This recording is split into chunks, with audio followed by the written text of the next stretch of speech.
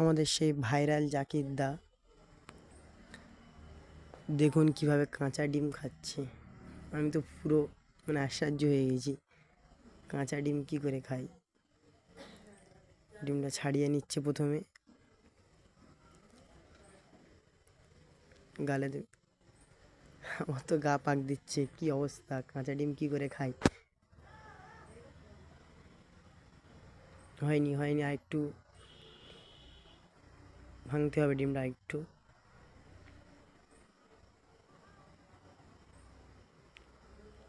কি করে কাঁচা ডিম খায় দেখেন ভাইরাল জাকির দা।